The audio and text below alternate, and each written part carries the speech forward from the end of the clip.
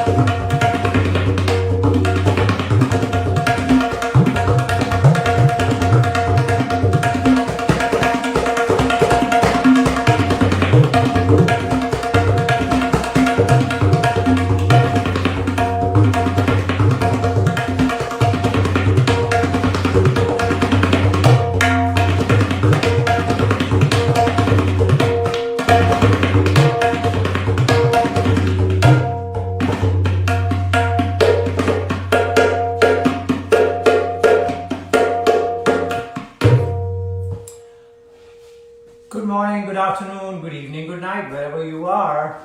So here we are back again in sunny California and rather warmish California. Yesterday here it was, it touched 100 degrees. So that's pretty hot. I'm glad that today it's not like that. But I'm also incredibly happy that today is my daughter Isabella's birthday. So I wanted to give a big shout out to her, a big hug and a kiss to her. And big blessing from all of you to her on her birthday today. And happy birthday, Bella. We love you very much. And so that's that. We hope to celebrate. We kind of started celebrating last night. My dear friend Shabi Farooq and his wife Avni cooked up a storm in their home and dropped off the food for us. So we had a very strong and lovely and tasty biryani session with bagari baigan and shrimps, and it was great. What that means is that I'm a little anchored heavy today. But here I am, here we are. There was a question asked a couple of days ago, and I just wanted to touch on it. And this has been frequently asked, and I've answered it in many different ways. And let's see if there's a different take on it today. So this is about chilla. So the question was, can you please talk about chilla, and how do you prepare to do a chilla? Well, first of all, the word chilla. Tony was looking through various Googles and things and everything about chilla, and she came across one explanation, and that was that it's a Indo-Persian word, Indian-Persian combo. It's that word, the original word is chehel, which actually means 40, number 40, chehel. So the mystics and the Sufis of the old times in India and in Persia and so on, they would retreat into what they call the chehel khana, meaning a room that was called a chehel khana, in solitary confinement. And for 40 days they would meditate and reflect on whatever it is that was inside of them that needed to be answered, and found a way through. So that's what they did. So chehel, in a chehel khana. The word in India became from chehel into chilla somehow. There is another Urdu word called chehel, which is used to describe the hustle and bustle of a party or a gathering or a market or something. So they use something called chehel pehel, which meant, oh, there was big chehel pehel in that party. So big hustle and bustle, big fun going on. So that's chehel utilized in India in that manner.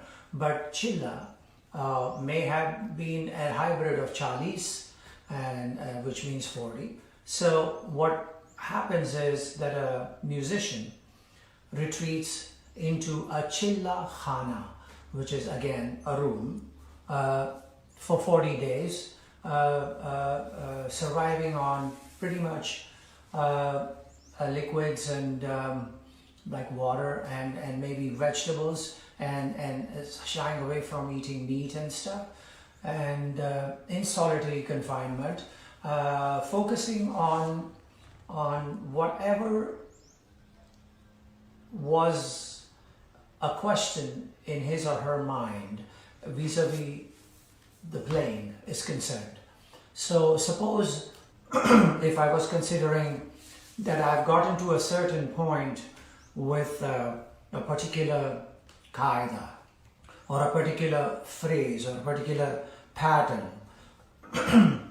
where do I go next? And if I'm running into some kind of a wall, some kind of I can't see my way through, so I would think about retreating into a solitary room, the chilla khana, and be there and focus on that particular piece of rhythm or music, and see what kind of world opens up for me in there. So for 40 days, nothing, no outside contact, and you do that. So the first time I went, I was 16 years old, wasn't quite sure what I was looking for. I mean, I was already like somewhat of a young darling of the crowd at that time. I would play concerts and people would think, oh, he's such a cute and can play well and so on. So I guess I wasn't at a point where I had reached a wall or a hurdle, but I felt excited about wanting to do something like this. So, and maybe I just wanted to get away from the family and just be on my own and do this retreat. So I went and did that.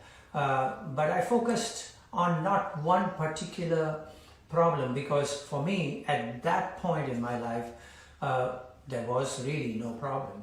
I mean, I was just having fun, enjoying playing. So I just would practice, and I would start playing as if I'm playing in a concert. So I would start with an opening peshkar and go on to a qaida and another qaida and another qaida, and then some chand based stuff and rows and relas and compositions.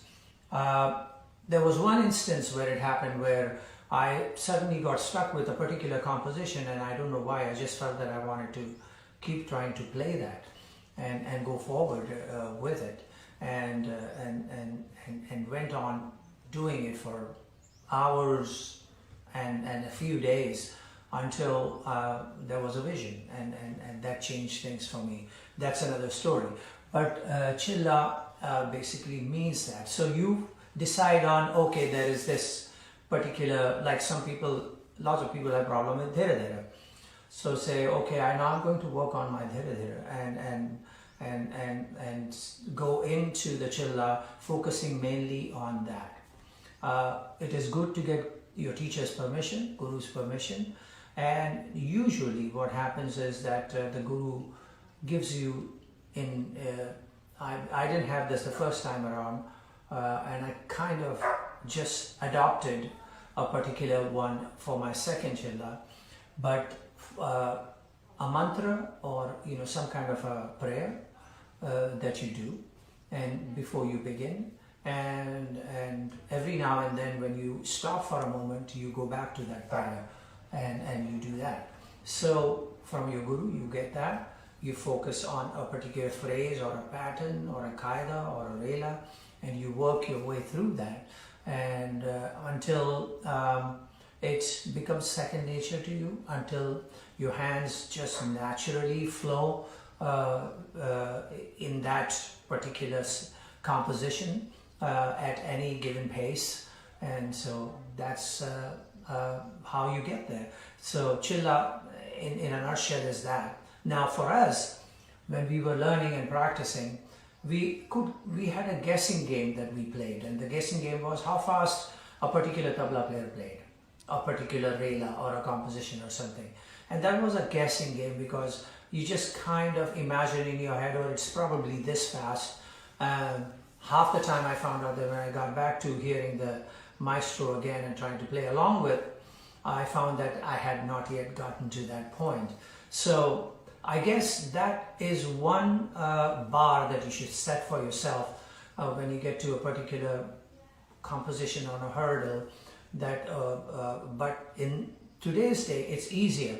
You've got an iPhone or a phone that can give you the BPM, meaning beats per minute or tempo, at which a particular composition or a qaida is played and sounds the best. And you could try and get your way up to that level without disturbing the balance of the two hands and the clarity that must be adhered to. Once you do that in your chilla, you will realize that you're starting to get a flow and moving on. So chilla, you prepare for in this particular manner. Try to be a vegetarian, not eat too much because you're sitting down a lot. The more you eat, like I did last night, and you get heavy. So less eating, drink a lot of water, and in this day and age you can also have those vitamin drinks and all that you have available to you, and work your way through the chilla of 40 days. For me nowadays, I feel that the chilla may not be as necessary. In the old days, we did not have the information as easily available to us as it is now. So we had to fend for ourselves. So we retreated and we focused on it until we discovered our way of doing things comfortably, and that sort of stood as the answer. But this day and age, you have videos, you have YouTube, Facebook, wherever else you can go, CDs, all that available to you. You can listen and you can decipher. You can take an app called AnyTune Pro on your iPhone and import the music into that and play it at any speed you want. so that you can actually clearly hear how the phrases work together. So that is Chilla. I started with a qaida that was long time ago, which my father touched on, but we did not develop it much because we all got into that one, and so this was like a step brother qaida.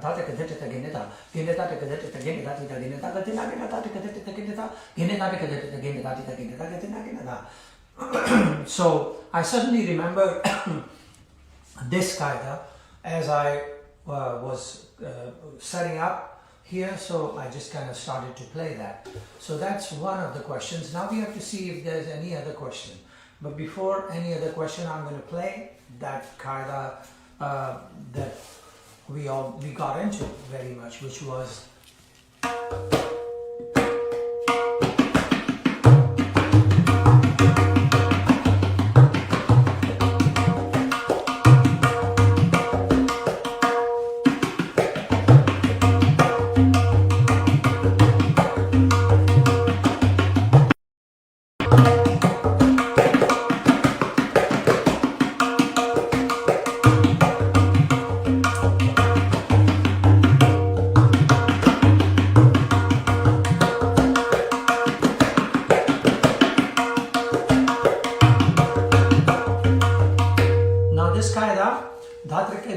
the way I'm playing it,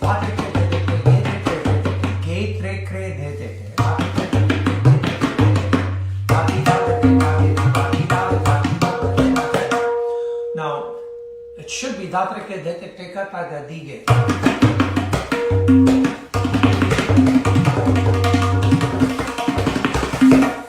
mean, I guess that's actually the phrase as in a tihai. So, but Abbaji decided to play it in a more melodic manner and keep the bowls closer to the siyahi and not open. And so he played it a couple of ways, or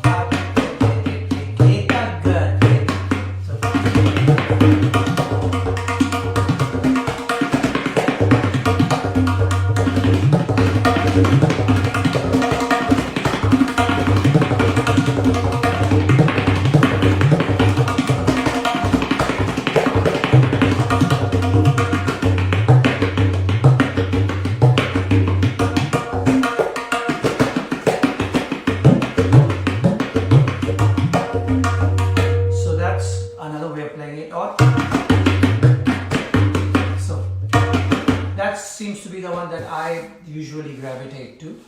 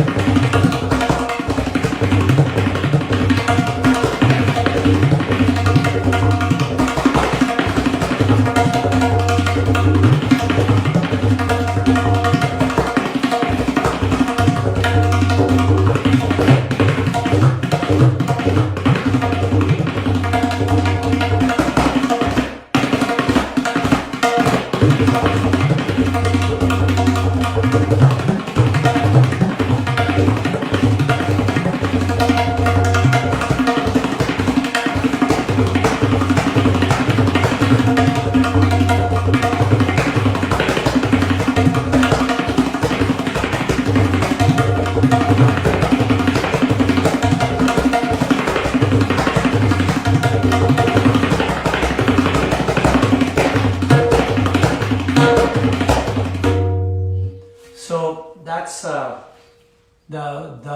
original kaida that we learned, and then Abbaji came up with the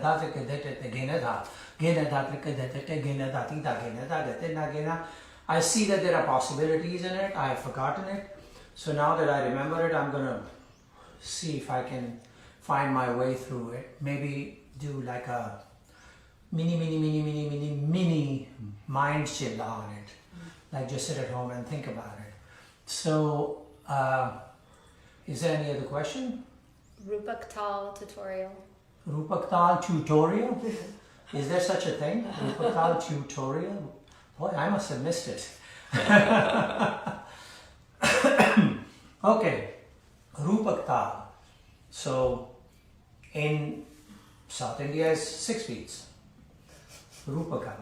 And in North India, of course, it's 7 beats.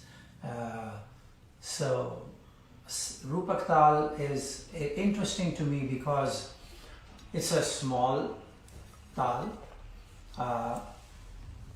and therefore the kind of limits that one must put on oneself in terms of Hari and Khali are kind of restrictive because of its length. So now a lot of people get around it by starting to playing Rupak Tal slow. I did that too.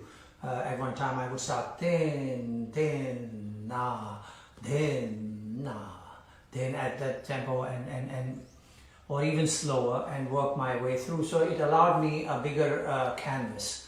Then I started to think about it and a little bit more, and I realized that in my head that if I'm going to play Rupak Tal that slow at that tempo, then I might as well play Dhamar 14 beats, because in a sense the character of the Rupak Tal is din na din na din na. It arrives, it bubbles, it lives at a particular tempo. And so that's a recent take that I've had on Rupak Tal. So when you get at that tempo where it lives and therefore is separate from Jhumra or Dhamar or Punjabi Dhamar and so on, then the Bhari and Khali becomes so small. Din na din na din na. Da da da da da da da 1 2 3 4 5 6 7 1 2 3 4 5 6 7 1. So it's a short taki taka ding taki taka ding taki. So taki taka demi. That much is all you have in terms of Bhari, and that the other half is the Khali. So how do you create variations in that kind of situation? So din na din na din na datrikre te dati daga din na datrikre, just making up dati daga din na datrikre te dati daga din na ta. That's all you got. Now a lot of people do datrikre te katrikre te dati daga din na dati daga din na ta. So that's a longer theme, but then it takes up that many cycles. So when it does that, it obviously is harking to a longer rhythm cycle, like maybe Dhamar or something. So that's my hesitancy lately in being able to play Rupak in that manner. So if one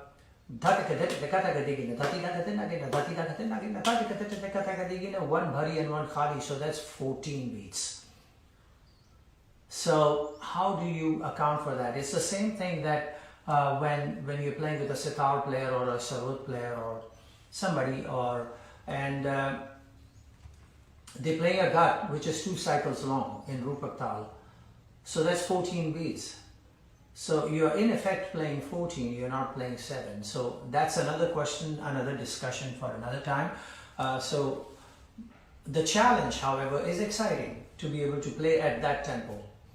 So Dha tit dha tit dha dha tit dha da tit dha gena tinna gena ta tit ta ta tit dha gena tinna gena dha tit dha da tit dha gena tinna gena ta tit ta ta tit dha gena tinna da tit ta ta tit dha gena tinna gena ta tit ta ta tit dha gena tinna gena da tit ta ta tit dha gena tinna gena ta tit ta ta tit dha gena tinna gena tit ta tit dha tit dha gena tinna gena da tit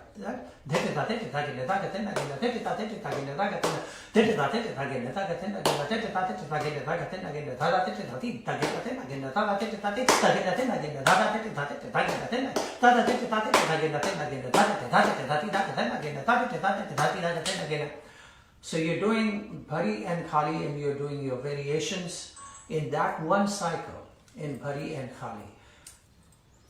That's a challenge you should give yourself in order to develop working in Rupak Tal. It's easier in Relas.